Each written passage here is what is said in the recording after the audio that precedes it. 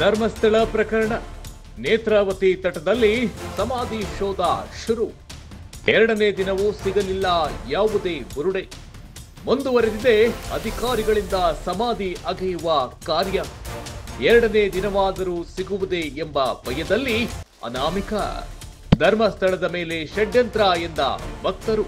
ರಾಜಕೀಯದಲ್ಲೂ ಧರ್ಮಸ್ಥಳದ ಪ್ರಕರಣದ ಬಗ್ಗೆಯೇ ಚರ್ಚೆ.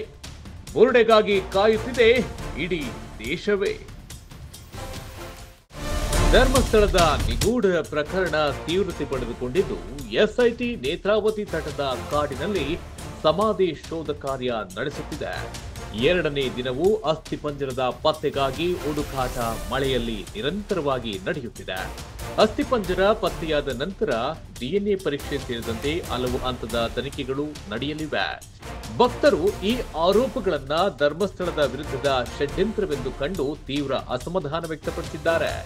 ರಾಜಕೀಯ ವಲಯದಲ್ಲೂ ಕೂಡ ಬಿಸಿ ಬಿಸಿ ಸಂವಾದ ನಡೆಯುತ್ತಿದ್ದು, ಬಿಜೆಪಿ ಮತ್ತು ಕಾಂಗ್ರೆಸ್ ಮುಖಂಡರಿಂದ ತೀಕ್ಷ್ಣ ಪ್ರತಿಕ್ರಿಯೆಗಳು ಬರುತ್ತಿವೆ. ತನಿಖೆ ನಿರ್ಣಾಯಕ ಹಂತ ತಲುಪಿದ್ದು, ಸತ್ಯ ಹೊರಬರಲು ಭಕ್ತರು ನಿರೀಕ್ಷೆ ಮಾಡುತ್ತಿದ್ದಾರೆ. ಎರಡನೇ ದಿನವಾದರೂ ಸತ್ಯ ಹೊರಬರುತ್ತಾ, ತಲೆಬುರುಡೆಗಳು ಸಿಗುತ್ತಾ ಸಮಾಧಿಯಲ್ಲಿ ಎಂಬುದೇ ಈಗ ಪ್ರಶ್ನೆ.